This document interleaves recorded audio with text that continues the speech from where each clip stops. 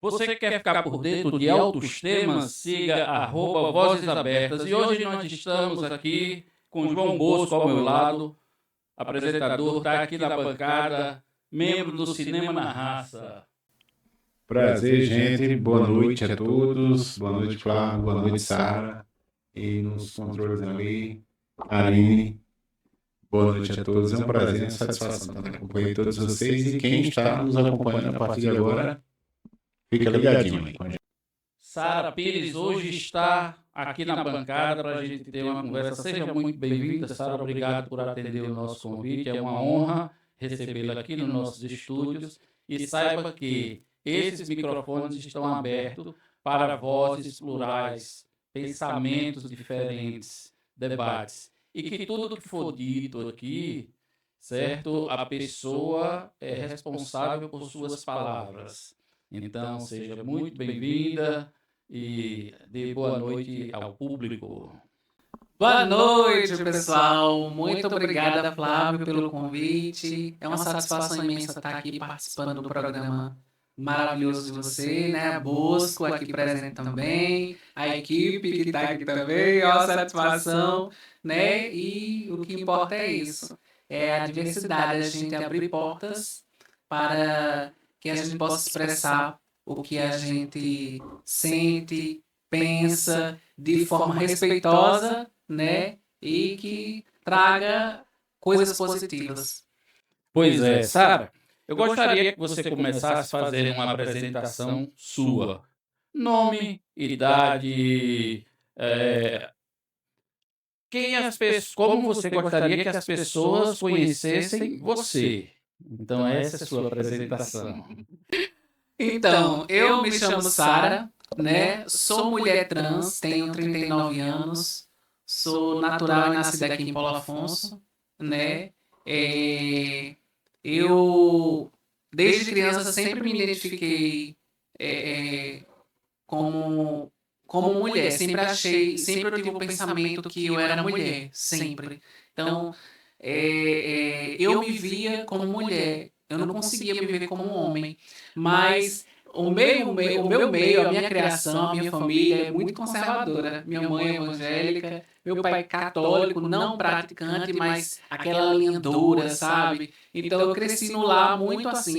Minha família, os meus tios, por parte de mãe, a maioria trabalhou com segurança. Tinha um tio meu que era policial, então todos eles tinham uma linha muito dura. Meu avô também era bem duro, também assim.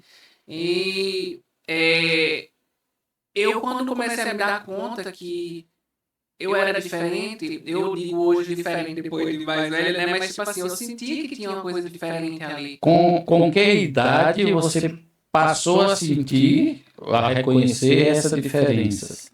Eu digo com uns 4 anos de idade. Por quê? Porque era na época que eu estudava no Lions Club. Então, tudo isso, assim, eu fui... com o tempo fui percebendo que foi a partir dali. Porque ali foi onde tudo começou. Onde eu comecei a ter o meu ciclo social, onde eu comecei a conhecer pessoas, onde brincava com os meninos. E com o passar do tempo, era muito engraçado. Era como uma criança inocente. Olha o que eu tinha na minha mente. Eu pensava que se eu beijasse na boca de um menino, eu ia ficar grávida. A inocência é muito grande. Então, tipo assim, lá nessa época, tipo assim, eu me sentia atraída pelos meninos. E o que era engraçado é que, tipo assim, alguns meninos, quando vinham falar comigo, eu acho que pelo meu jeito, né, mais afeminado, muitos diziam assim pra mim: você é menino ou menina? Porque até então, na minha época, a gente toda criança, ninguém tinha esse entendimento do que é gay. Né? Então, essa percepção veio aos 4 anos de idade, que sua identidade de gênero não era a identidade de nascimento. assim, eu não vou dizer que, tipo assim, eu não, como eu era muito criança, eu não tinha essa noção de que, mas, tipo assim, na minha visão, eu me via como menina. E quando, tipo assim, com o passar do tempo, algumas situações, eu vou dar um exemplo, eu amava She-Ra. Na época era um auge, na época de 92, 93, She-Ra e He-Man. E eu só queria ser She. Eu dizia, eu sou She-Ra, sou She-Ra. E a minha tia, a família, ficava olhando assim, quer saber aquele olhar de repreensão? Então, eu sempre fui uma pessoa que eu sempre consegui captar algo de errado, assim, o que estava estranho. Então, consegui perceber no olhar dos meus familiares, das pessoas ao meu redor, que se eu começasse a agir de uma forma que fugia do padrão, era errado. Então comecei a prender isso em mim. Essa repreensão de não poder externar como se sentia, ele causou muitos transtornos, muita dor, muito... Me causou dor, sim. A dor por, tipo assim, eu não poder ser o que eu sou e saber que se eu me expressasse, se eu falasse, eu poderia apanhar, eu seria repreendida. Então, eu por muito tempo vivi no meu mundinho, conversava comigo mesmo. Tinha minhas brincadeiras com os amiguinhos de escola, os vizinhos, os meus amigos de infância assim, mas tipo assim, o que eu podia, eu não tinha ninguém para minha barra se abrir, eu tinha que guardar isso para mim. Então comecei a conversar comigo mesmo. Sabe quando você conversa com você mesmo e tenta resolver seus próprios problemas? Você é seu psicólogo. Eu não tinha essa noção, mas tipo, eu trabalhava com minha mente isso, mas o que me ajudou muito foi a igreja. Porque, engraçado, né? A igreja às vezes é um lugar, é, como é que eu posso dizer, tóxico, às vezes, tóxico no sentido assim, do preconceito, né? Porque a igreja condena o homossexual, né? As práticas do homossexual. Então, Você fala em igreja generalizada ou alguma igreja, alguma eu vou falar evangélica, porque assim, é a que eu tive criação foi dentro da igreja evangélica, foi onde eu aprendi o que é religião, o que é Deus, foi na igreja evangélica. Então, tipo assim, quando se trata do homossexual, não, a gente sempre via uma coisa muito forte, que deveria se trabalhar com isso, porque eu acabei ficando um pouco depressiva, pensei até em me matar na época, porque a fala é forte. O homem que se deita com outro homem, se não se arrepender, não herdará o reino do céu, né? No caso, o inferno. Então imagine para uma criança crescer sabendo que vai para o inferno, que é gay. É forte. E aí, João, nessa reflexão aí? É um dilema, acho que viver essa situação, né, que ela nos coloca. Mas, se ela voltando um pouquinho para a infância, claro que sem perder o gancho aí do que você acabou de falar. Desde a infância até chegar nesse momento aí, que eu acho que a situação ficou um pouco mais crítica, você sentia que a relação se dava diferente, assim, com as meninas, com os meninos?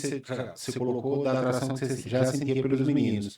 Mas até na hora de brincar, qual era a sua facilidade? Era ter relação de brincadeiras com as meninas ou com os meninos na escola? Eu sempre gostei de brincar com meninas, mas tipo assim, eu não sei se é pela criação. Eu, mesmo sendo gay, eu sempre gostei de brincadeira de menino também. Só não bola. Sim, sim. Só não bola. Eu odiava jogar bola. Meu pai dizia, meu sonho é ter um filho jogando futebol. Deus me livre. Aí eu sei que, tipo assim, eu tinha facilidade de brincar com as meninas. O meu ponto alvo era menina, assim, brincar com menina. Mas eu não tinha problema de brincar com meninos. As brincadeiras também, a que você mais gostava eram as brincadeiras que geralmente era de menino, por exemplo, pular elástico, brincar de boneca. Por incrível que pareça, eu brinquei muito de pular, eu brinquei de pular elástico, mas eu gostava mais de brincar as brincadeiras de menino, tipo de correr. As mesmas brincadeiras geralmente era correr de correr, pega boto, pega, essas coisas. Eram as brincadeiras que eu gostava, assim. E aí esse momento que você sentiu, assim, que eu acho que ficou mais acentuado, essa questão da posição da igreja, com relação à questão do homossexualismo, aí já foi no período da adolescência ou ainda na infância mesmo? Eu acho que deve ter, não sei, no meu ver, deve ter ficado mais perceptível para você no período da adolescência ou ainda na infância? Que você começou a ter, como é que eu posso dizer melhor? De você ficar pensando de pesar dentro da sua cabeça que a chance, eita, isso é condenável, eu posso ir para o inferno e tal. Na infância. Na infância. Mas aí o que acontecia? Eu fui criada da igreja, mas tipo assim, com o tempo quando você não tem aquele compromisso da igreja, da palavra e tudo, aí tipo, isso é forte, vai fazendo que você vai te deixando um pouco de lado. Então, eu tinha meus momentos da igreja, mas você não se sentia igreja acolhida. Assim, eu não vou dizer que, tipo assim, o irmão chegou assim, quando eu criança, dizer isso, mas quando eu via nas pregações, assim, e quando eu fui crescendo mais, pronto, quando eu fui ficando mais velha, aí, sabe quando, hoje eu tenho essa consciência, sabe quando você está envolvido com as coisas de Deus e você acha que está se deixando Deus se usar de você, mas não é, você tá usando do que você tem no seu interior ali. Tipo, um evangélico lá da igreja me viu, aí do nada ele chegou e falou: vocês sabem muito bem que nós seguimos os mandamentos e que homem não pode casar com outro homem. Ele olhou pra mim. Então, tipo assim, sabe, era muito na cara. Aí outra vez, um irmão lá, no momento de oração na minha casa sempre era cheia de evangélico. Aí ele, no momento espiritual lá dele, ele disse que o inimigo quer se usar de mim pra ser mulher, sabe? Eu não lembro os termos, mas são um termo preconceituoso, sabe? Ele quis ensinar que eu queria me envolver com outros homens. E é muito forte, porque as pessoas elas acham que a gente deve ser de acordo com o que elas são. E hoje eu tenho consciência que, né, eu para ter Deus em mim, eu amá-lo, eu seguir ele, eu ter o amor por ele, eu não preciso estar dentro da igreja. Então, são regras que a sociedade vai impondo e que não pensa e que pode gerar vários riscos às pessoas, né? Você falou aí que cresceu, né? Isso aí é como crescer, como foi crescer sendo trans, tá certo? Mas vamos lá. Você teve apoio nesse processo? Ou me fala, né? Eu nunca tive apoio, eu sou sincera a dizer, até no próprio meio, eu vou ser mais pontual. Não, eu vou. Dos meus grupos de amigos, eu acho que só 3 teve assim, a acessibilidade de apoiar. Mas, até hoje, eu tenho amigos que não conseguem respeitar e me chamar por Sara. Pra mim é uma dor. Porque, tipo assim, se você quer o meu respeito, me respeite. Entendeu? Então, eu acho isso muito doloroso. Aí as pessoas... Você se incomoda da gente saber seu nome morto? Seu nome... Não. O meu nome antigo era Hélio Bruno. Hélio Bruno. Amava o meu nome. Eu mudei por conta que eu tava sendo barrada. Tipo, quando eu ia no banco, que eu demorei pra fazer minha transição. Eu, assim, pra me assumir como mulher trans, foi a partir depois dos 30 anos. Aí eu fui aos pouquinhos, começava a me maquiar discretamente, ali naquele momento em casa, aí começava a me vestir de roupa de mulher, mas em casa. Até eu conseguir, eu acho que quando eu fui trabalhar no Conselho Tutelar, em 2017, se eu não me engano. Foi 2016 ou 2017, eu não lembro bem, 2017. E aí foi quando eu comecei, o iniciozinho a começar a me vestir como mulher, né, e começar a exigir que as pessoas me chamassem de Sara, né, e assim E foi. nesse momento, a família, a aceitação da família, já que você disse que teve uma criação rígida de pai, mãe, tios, quando você passou a vestir-se, maquiar, como foi enfrentar o cotidiano de sua casa? Eu, como morava sozinha já, né, eu não senti esse baque. Pra mim, assim, eu acho que o que fazia eu ter mais um medo assim era minha mãe. Não porque minha mãe ia falar alguma coisa comigo, mas é porque minha mãe, ela, por ser evangélica, acreditar muito na palavra de Deus, seguir os mandamentos direitinho, então para ela é mais forte. Minha mãe, ela sempre quis ter um filho homem. E todo filho homem que nascia morria. Aí a bicha foi e disse: Não, eu vou. Entendeu? Então, tipo assim, pra mim é forte. E ela sempre, minha mãe sempre me vê, o varão, né? Então, filho varão. imagine, com a mãe, né? Então, eu sempre tive esse medo. Por isso, que eu não queria magoar ela, mas é quando eu entendi que eu não. Cada um tem sua vida. E eu tenho que viver a minha. Pai e mãe colocam a gente no mundo, né? Educa, mas cada um vai trilhar o seu caminho. E tudo bem. Mas aí ela pode ter sentido, né? Mas não falou nada. Me trata muito bem. Minha mãe sempre foi muito amorosa. Meu pai não. Meu pai, quando me viu a primeira vez vestido de mulher, daí ele me esculhambou tanto, me chamou de viado da peste, tudo que você pode imaginar. Tira essa roupa, sabe aquela... Bota a roupa de homem. Então, tipo assim, ele foi o que sentiu assim o baque de me ver, né? Tipo, o filho dele, ele tinha vergonha. Uma vez ele disse pra mim: eu tenho vergonha de você, né? Por causa disso. Mas também eu entendo a criação dele, e pra mim foi duro, né? O vício do pai. Mas eu. Técnica, seu mouse está passeando na outra tela. E aí a gente conseguiu, eu consegui driblar isso. Eu sei que, tipo assim, no meio de amigos, até pessoas que eu não tinha muita aproximação, eu ouvi esses comentários assim. A pessoa quer ser viado, seja viado, mas se vestir de mulher. Engraçado, né? Tipo, mas pra mim foi de boa, foi uma Então, libertação. aos 30 anos, você disse: Eu sou mulher. Que eu comecei, tipo assim, a assumir mesmo pro mundo, de não ter vergonha de me vestir. Depois dos 30.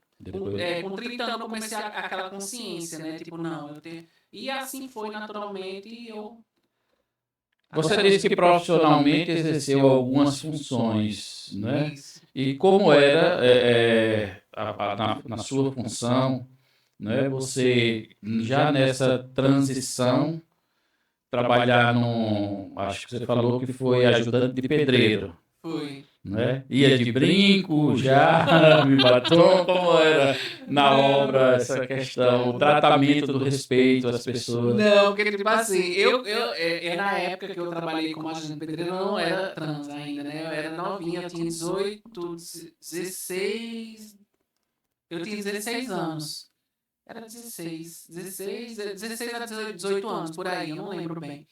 E eu fazia o máximo para ficar o mais hominho possível. Então, tipo assim, até a voz, né? Que sempre tive uma voz muito afeminada. Aí, tipo, quando o povo vinha falar comigo, não, e aí, velho, tipo, da mandioca, né? Que era tão difícil pra mim, era uma coisa terrível. Desculpa a brincadeira. Você não ia vestido de pedreiro, não. Era de pedreiro mesmo, Era de né? pedreiro mesmo. Então, tipo assim, trabalhei pela necessidade, né? Mas, tipo, eu me comportava como homem. Mas eu, como sempre fui muito afeminada, às vezes acontecia, tipo assim, das pessoas perceberem, como dizer assim. Por exemplo, tem uma brincadeira que meu primo tirava muita onda comigo, dizendo assim, que meu avô, quando me viu no berço pequenininho, né? O pai da minha mãe, ele dizia: Esse menino, quando crescer, vai ser viado. Então, Foi para munição, foi para munição. mas só que assim, ele não dizia isso, ele dizia assim: esse menino quando crescer vai ser gelioso. Aí meu primo ficava tirando, dizendo isso, sabe? Mas foi então, tipo assim, tinha um jeito e eu forçava para poder ir levando, mas eu tive muita dificuldade para arrumar emprego na minha juventude. Na minha consciência, eu sentia que era por isso. Eu tentava ficar o máximo possível assim, mais másculo, me vestia normal, como homem. E tinha dificuldade. E olha, que na época eu lembro que eu fui num hotel aqui na cidade, muito conceituado, e eu fui atrás de emprego. Eu tinha feito curso de garçom. Na época, era quem tinha um curso, eles na hora contratavam e estavam precisando. E quando cheguei lá, aí a mulher do dono, era filha do dono, não lembro, ela ficou tão entusiasmada, eita, tá precisando mesmo de vaga, isso, aquilo, venha, fala aqui. Aí quando eu entrei lá dentro pra falar com o homem só me olhou dos pés da cabeça, eu já senti logo, não. Aí ele disse, não estão precisando não. A mulher ficou sem reação, porque tipo, ela ficou sem saber o que dizer, porque estava precisando, mas ele não quis me contratar. Do mesmo jeito, com uma padaria muito famosa, daqui da cidade, que eu não vou citar o nome, mas tipo, eu fui para arrumar um emprego e o olhar dele, dos pés à cabeça, eu senti na hora o não. Então, eu tive muita dificuldade para trabalhar. É tanto que eu fazia esses bicos. Esse processo de transição social, você já sentiu dificuldade e rejeição no emprego, certo? É isso que você está me colocando. E emocionalmente, como você lidava com essa rejeição? Eu guardava muito, porque eu sempre fui uma amiga.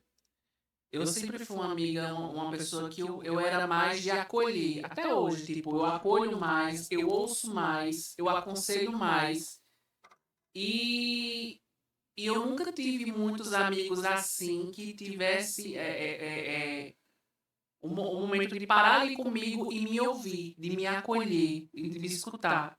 Então eu fui guardando as coisas mais para mim, conversando comigo mesmo, e no decorrer desse processo eu acho que já com uns 26 anos ou mais, eu peguei um setor de trabalho muito pesado. Eu já trabalhando como vigilante, né? Sim. E desse setor de trabalho, o coordenador de lá, ele era muito severo, muito preconceituoso. E ele falava muito assim, não tem perfil, não tem perfil. Eu sempre fui, enquanto eu gay... Isso na área de segurança. Na área de segurança. Enquanto gay, eu sempre procurei a respeitar o meu ambiente de trabalho, fazer o meu trabalho e nunca, tipo assim, falar nada. Ou se chegasse algum homem, tipo, chega um homem bonito no ambiente ou não, seja bonito, mas chegou um homem lá, eu cumprimento, falo, mas eu não fico olhando muito para depois o cara não dizer que tá dando em cima. Então sempre me policiei muito com isso. Questão de assédio. Então sempre me policiei muito com isso. E o chefe começou a dizer, não vai dar certo. Aí ele disse para os profissionais lá na época, não vai dar certo não, Bruno, aqui não. Porque na minha época eles só me chamavam de Bruno lá no trabalho. No setor que eu trabalhava só me chamavam de Bruno. Aí não vai dar certo não, Bruno, aqui não. Aí tentou me tirar. Aquilo começou a me criar uma revolta. Eu comecei a querer, eu vou bater de frente com ele. Não vou mostrar para ele daqui não sai dessa brincadeirinha. Eu fiquei 8 anos nesse setor. Mas foi os 8 anos que me custou mais caro, porque abalou muito meu psicológico. Porque foi um processo, juntou todo o preconceito que eu tinha vivido lá atrás, né? E ele veio pesado ao ponto de eu começar a entrar numa espécie de depressão. Porque eu estava sendo reprimida no meu trabalho direto. E na época eu me combinava com um colega de trabalhar assim. Trabalhar uma semana assim e outra não. Eu trabalhava uma semana direto e folgava a outra. Mas quando chegava o dia de eu trabalhar, eu disse, meu Deus, eu vou trabalhar. Sabe aquela coisa, aquela angústia, aquele peso. Eu lutei muito para permanecer nesse setor. 8 anos, mas ele assim me causou um peso emocional muito grande. E pela essa perseguição assim, do preconceito, até onde ele foi vendo, o chefe lá na época, ele foi vendo que ele não tinha o que mudar, que ele não tinha o que fazer. E eu fui ficando até eu sair lá e ir para outra unidade de serviço. Mas não é brincadeira, não. A próxima pergunta é com o Bosco. Muito bem. Bom, a gente acompanha aí do que você colocou, toda essa transição que você viu, desse momento de descoberta do preconceito por parte de algumas pessoas que já começam no olhar, depois até na fala, como que é uma indireta e tal, tem todo esse processo de transição. Ao mesmo tempo, a gente percebe que aos poucos houve as suas conquistas. Inclusive, hoje em dia, é uma realidade do nosso país, até perante a lei, também algumas outras conquistas, como a questão da possibilidade da mudança de nome social, né? Mas mesmo assim, ainda sendo possível essa conquista da mudança de nome e de ser conseguido até alguns direitos perante a lei, mesmo assim, no seu ponto de vista, qual é ainda as dificuldades enfrentadas pelas mulheres trans no nosso país? Seria resumir num desafio. Qual o seu maior desafio enfrentado como mulher trans? Né? O maior desafio é porque o olhar das pessoas para nós, como mulheres trans, é que parece que a gente não tem capacidade, né, de estar atuando em diversas áreas do mercado de trabalho. É como se a gente fosse inútil, sabe? Essa visão da mulher trans sexual, aquela coisa explícita, aquela coisa vulgar, ou aquela coisa marginalizada, ainda hoje, infelizmente, a sociedade ainda vê muito isso da gente e nós não é bem assim que funciona. Eu acho que se o país, o governo, ele investisse mais na educação, oferecesse mais oportunidades, né? Às vezes a gente não via outras meninas trans seguindo o rumo, às vezes, da prostituição, porque imagine só, se para sobreviver no país hoje com salário mínimo é difícil, imagine você ser expulso de casa sem estrutura nenhuma, né? E ter que vender seu corpo para sobreviver. Então, tipo assim, não tem tempo de estudar, não tem uma vida acadêmica, então vai viver da prostituição até sabe Deus quando, e aí? Então não é fácil. Então, eu acho que o preconceito maior é esse, é a visão marginalizada que a sociedade tem muito de nós enquanto pessoas trans, e achar que a gente quer privilégios, favoritismo, e não é. As leis estão aí para dar garantia, né, que a gente tem os nossos direitos. Porque, eu vou dar um exemplo. Hoje tem lei que você tem que contratar alguma pessoa com deficiência num supermercado, né, ou numa empresa. E se você for fazer uma fiscalização, quantas empresas você vai ver uma pessoa com deficiência contratada no trabalho? Então, quando você vê uma lei voltada a pessoas LGBT para que seja cumprida, que ela tenha o direito de ter um nome, né? Um nome social, ou ter o direito de fazer uma retificação de nome, ou ter outras garantias de direito, é porque se é negado. Eu, quando eu fui participei do processo de retificação de nome, a nossa população paulafonsina, ela é tão despreparada. Eu digo isso em questão de alguns órgãos que competem a isso, né? A gente chegava lá para poder pegar uma documentação para fazer esse processo, não tinha nenhuma orientação. Tipo, eu coloquei um porteiro, um vigilante para fazer a abordagem de quem chega. Como é que você coloca uma pessoa para dar uma orientação que não tem um preparo? Eu digo isso em vigilante, porteiro ou quem quer que seja. Eu, quando cheguei lá na Defensoria Pública para a gente agilizar esse processo, eu achei muito bonito, porque lá eles tinham tipo uma plaquinha assim com o nome. Aqui nós respeitamos como você quer ser chamado. Como é que você quer ser chamado? Tipo, sabe? Eu acho bonito isso. E quando a gente chega nas instituições. Ainda há esse despreparo. Ah, sim. Agora sim, de um tempo para cá. Tá, Você tem esse despreparo como transfobia ou ignorância? eu acho que é uma mistura dos dois. É uma mistura dos dois. Você sente, consegue discernir quando alguém quer ser sarcástico e afronta com transfobia, ou quando faz por pura ignorância Sim. de não saber lidar com a situação? Sim, tanto que, tipo assim, às vezes não, assim, não ligo, não sou de brigar. Eu tive fui fazer, antes de fazer a mudança de nome, a retificação, eu num banco resolvendo um negócio para tirar meu PIS/PASEP, e quando eu cheguei para tirar lá, eu apresentei minha documentação, né? Aí ele, não, eu gostaria, Hélio Bruno. Aí eu disse, não, sou eu. Aí ele parou assim, não, é porque é o dinheiro para pagar o dinheiro, é Hélio, chame Hélio. Eu disse, sou eu. Comecei aí.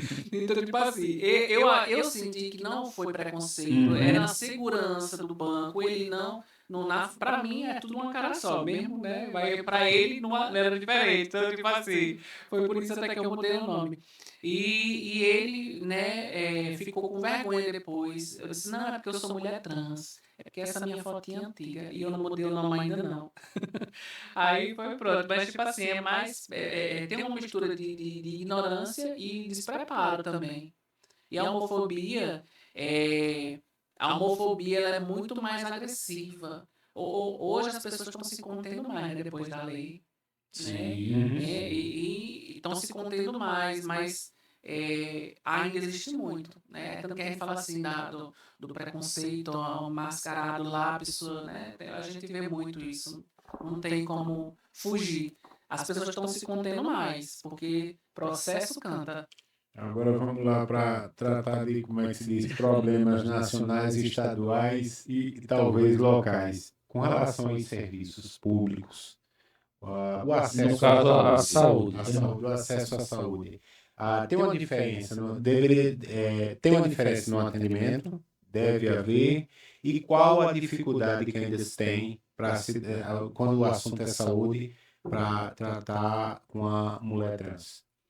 Eu bato muito na tecla em relação a isso. É horrível. Olha, no nosso hospital, acontecia muito isso. Chega a ser algo específico no procedimento, sabe? Ou seria uma questão de ter uma sensibilidade, mas no trato, seria nessa questão do trato com É mais o cuidado, do cuidado. é o cuidado, porque assim, veja bem, existe mulheres trans que não tem o nome retificado, né, não mudou o nome, Uhum. né, e se você, profissional de saúde ou não, você está lá no atendimento, e você vê que a pessoa está vestindo como mulher, se parece como mulher, por mais que apresente um documento masculino, aí qual é o cuidado que ela deveria ter? Você gostaria de ser chamada como?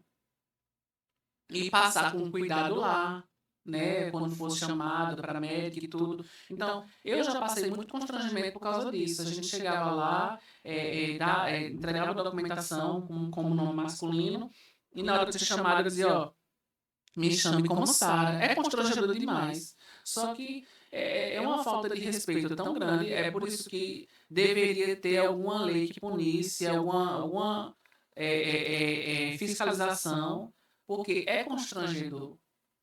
A pergunta, né, ela vai nessa linha aqui, se você sente que o acolhimento, se os profissionais, parte dos profissionais estão preparados. Não estão. Isso é generalizado ou pontual? Aqui eu não vou dizer, eu não vou generalizar, porque hoje tem profissionais com mais preparo, né? Até pela demanda, a nossa população falou assim, não, Para você ficou mais fácil porque já se apresenta com sua identidade, com a minha já é retificado, já é né? retificado, Retificado. né? Mas tipo assim, tem pessoas que têm essa sensibilidade, né? E vai atender a gente com aquele cuidado para não passar da conta. Mas teve uma época aqui mesmo na cidade que toda hora estava acontecendo um caso, a médico no posto fulano de tal foi afastado, porque uma trans foi e denunciou. Então, é chato isso. Tem que existir um momento de palestra ali para conscientizar aquela equipe, um momento de prepará-los para isso, porque existe. As pessoas têm mania de ignorar a população trans, mas ela está ali, ela existe. Né? Então a gente não pode fechar os olhos, não. Existe despreparo, sim. E a equipe, o diretor do hospital ou o responsável daquela unidade ali tem que preparar, capacitar essas pessoas Capacitar para a isso. pessoa para estar humanizado, sensibilizado. Certo? Fica a dica aí, né? E não é nem privilégio, é questão de dignidade. Em qualquer setor, quem está na ponta precisa estar preparado. Você é um funcionário público, está numa repartição pública, você tem que estar preparado para lidar com isso, se sua função é lidar com o público em geral. Até uma questão do alerta também, por exemplo, a gente está falando da questão de pessoas trans, mas hoje em dia, se você chegar no mercado, no comércio de Paulo Afonso, até uma pessoa hétera, ela chega em determinado estabelecimento, ela é maltratada, assim, porque nem todo comerciante de Paulo Afonso, ele trata bem os seus clientes. Então, eu acho assim, de uma forma geral, tanto para nós pessoas trans, mas no público geral, as pessoas têm que saber como tratar a gente direito. Agora vamos lá, representatividade. O tema bom? Esse tema é bom, Bosco? Representatividade. Você se sente representada, de um modo geral, assim, na mídia, você se sente representada na política, Na sociedade em geral. Em questão, eu acho que hoje a maior representatividade que existe no nosso meio trans é Erika Hilton, né? No meio da questão política. Ela é uma mulher preparada, né? Que busca lutar pelos nossos direitos, né? E você vê que não é algo mascarado, não é algo que ela faz em prol do pessoal dela, porque infelizmente hoje em dia a gente vê muita gente levantar a bandeira trans, a bandeira LGBT para se autopromover. Eu sou totalmente contra esse tipo de coisa, porque assim, é legalzinho você botar a bandeirinha lá, bater nas costas, a gente tá bem, a gente é da paz e amor, a gente é LGBT, mas nem todo mundo vai em prol da causa, né? Tá ali para ajudar a gente. Aconteceu uma situação essa semana. Que é o tipo da coisa, né? Às vezes a pessoa posa na foto, mas na verdade no dia a dia deixa a desejar. É o famoso close. Não vive aquilo. Pô, é chato. Então, aconteceu uma situação segunda-feira agora, na Câmara de Vereadores, né? A primeira vez, assim, que é uma vergonha. A gente, tantos anos, tantos políticos que a gente vê no poder, podendo fazer, ter essa sensibilidade, fazer o bem pela comunidade.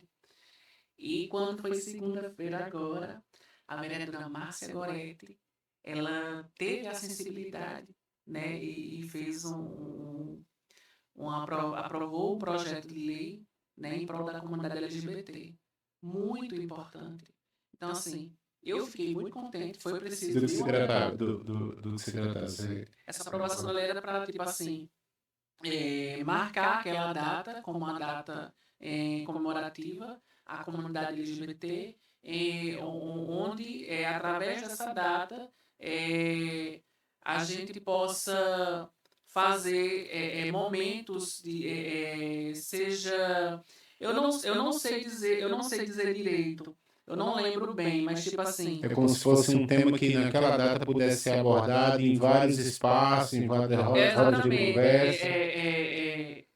Tipo trabalhado como geralmente não sei se vai bater aí. Tipo, dezembro vermelho. Tem a data, se comemora e é um tema que vai estar na mídia, vai estar sendo discutido na escola. É uma data específica para ser trabalhada. A semana LGBTQIA+, prevenção do combate ao preconceito, né? Essas coisas. Então, tipo assim, eu achei muito importante, né? Porque é um marco histórico para Paulo Afonso, porque queira ou não queira, a nossa cidade é muito conservadora. Só que aí é onde eu bato na tecla. Para nos ajudar, para ajudar a comunidade, as pessoas tapam os olhos assim, né? Mas quando é no momento oportuno, pega a bandeirinha, tira a foto. Entendeu? Então, tipo assim, é isso que me incomoda. E o que me incomoda é as pessoas tentar se autopromover. Assim, a questão de Erika Hilton, ela usa a bandeira, levanta a bandeira, mas ela está fazendo em prol da causa. Então, por que a nossa comunidade, por que outras pessoas do nosso meio não vestem a camisa e luta? Eu comecei a ter essa consciência quando eu fiz a retificação do meu nome, né? Que eu mudei o nome, foi quando eu parei para pensar assim, não. Se eu tive a coragem de mudar meu nome, se eu tive a coragem de ser quem eu sou, então eu tenho que lutar. Eu tenho que lutar por mim e por outras. Né? Hoje, eu estou aqui, né, sentadinha com vocês, conversando, tenho o meu trabalho, né? E muitas outras aí, que estão em situações subhumanas, né? Ok, vamos falar agora um tema legal. relacionamentos. Ai, Ai, é normal. como é navegar em relacionamentos afetivos e amorosos sendo uma mulher trans? Ai, meu Deus do céu. Ó, eu vou dizer, isso é pra todas, né? Não vou generalizar que tem Abra aqueles que seu, abra seu coração. Ai, olha, nós, pessoas trans, eu como mulher trans, eu vou dizer por mim. A maioria dos homens que quer se envolver comigo, quer se envolver no escondido. No escurinho do cinema, ninguém pode ver. Né? Então, tipo assim, é o escondido, até por conta do preconceito, né? É complicado, né? Não é fácil. Flertar, paquerar, chegar em público não rola. Não, até que rola, porque, tipo assim, acontece, eu não sei se vocês. Pronto, Bosco, ele já conheceu o Hélio lá atrás, né? Ele tem uma visão do que eu fui no passado. Você me conheceu agora. Inclusive, se não me falha a memória, coincidentemente assim, foi até um momento assim, delicado para mim, mas coincidentemente, se não me falha a memória, no momento que eu estava dando a entrada, eu acho que quando eu fui dar a entrada no atestado de óbito da minha mãe, eu acho que você estava lá recebendo a documentação. E foi. Tava você e tinha um homem trans, no caso. Isso. Era mesmo. Eita, meu Deus, tá vendo? Isso. Então, assim, ai, forte, viu, Bosco? Mas eu sei que quando a gente tá falando aqui mesmo que agora deu branco. Como é navegar nos relacionamentos amorosos, né? Então, aí, tipo assim, eles têm essa questão de não poder, de não mostrar, né? E como o Bosco já me conhece, tinha visão minha como Hélio no passado, ele vai saber dizer se mudou muita coisa ou não, mas eu na rua, quando eu encontro alguns homens que eu conheço, eles flertam, dão em cima de mim, né? Não tem aquele negócio que eu digo muito que isso é das antigas, que a gente não se vê muito hoje. Não tem aquele negócio que a gente vai encontrar uma pessoa, conhecer. Oi, prazer, tu beijo no rosto que dá na boca. Aí eu conheci o rapaz assim, que ele vinha, né? Eu senti que ele vinha dar o beijo. Aí quando ele veio dar o beijo, eu fui e afastei.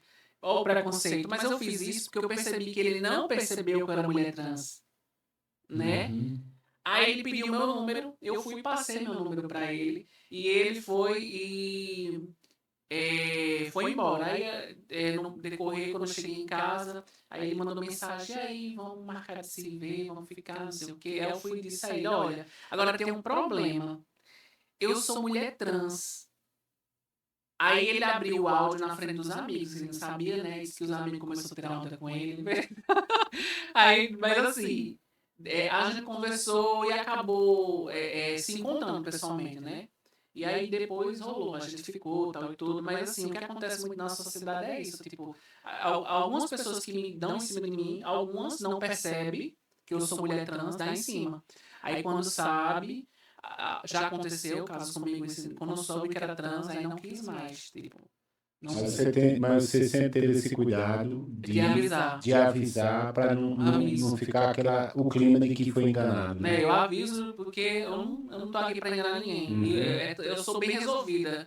Eu sou mulher trans, não tenho medo de dizer o que sou e pronto. Nós estamos próximos aqui de encerrar. Geralmente nossos episódios têm 30, 40 minutos, já estamos chegando bem próximo.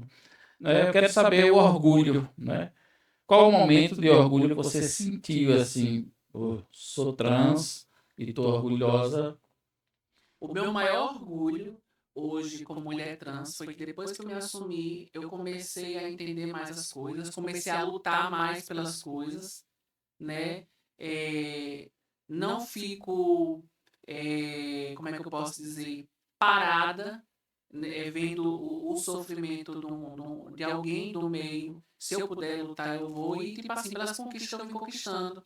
Hoje, eu estou fazendo a faculdade de Direito pela UNEB. Lá é um local que traz toda essa diversidade, o acolhimento, um preparo. Eu acho que se toda instituição fosse como a UNEB, eu acho que muitas pessoas que vivem, acho que num momento perdido de sofrimento, como é que eu posso dizer, depressão, lá abre a mente. Porque eu nunca vi um momento de acolhimento, e não só é com a pessoa LGBT. Parece que você adivinhou minha última pergunta, que seria uma mensagem para a sociedade, o que você poderia dizer para quem ainda vive essa dor, angústia, que não conseguiu se assumir por conta desses preconceitos, né?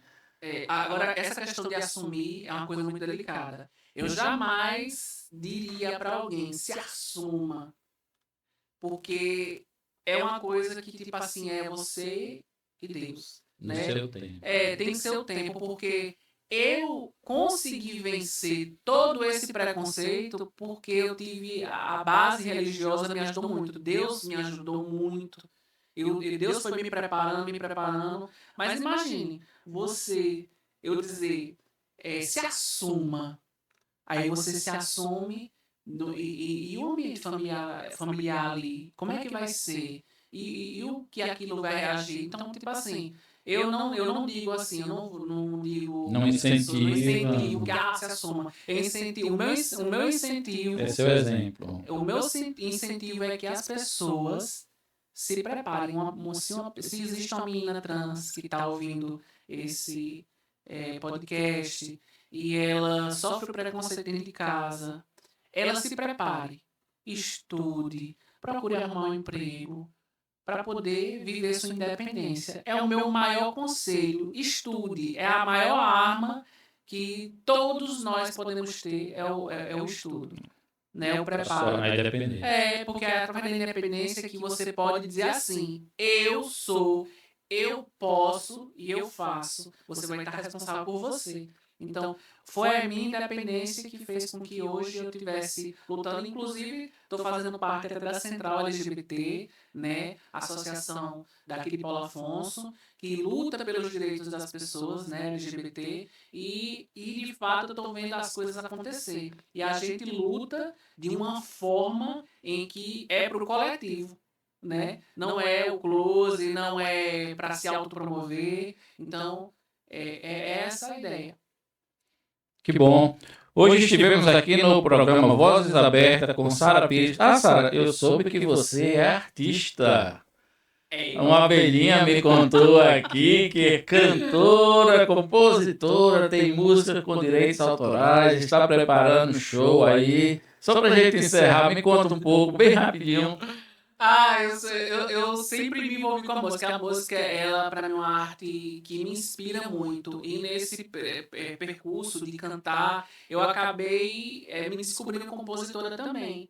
Né? Inclusive, me apresentei muito com o Rafael, né? Até com o Isaac, ele tocava bateria lá comigo. Projeto Artenciano. Então, tipo assim, a gente teve momentos muito lindos. Então, é o meu refúgio. Hoje, tipo assim, pela necessidade de estar vivendo a questão da faculdade, dos meus compromissos com o meu trabalho, a música ficou um pouco de lado. Mas, tipo assim, é algo que eu gosto muito. Inclusive, até a gente está no período da comemoração do padroeiro, né? São Francisco. Sim.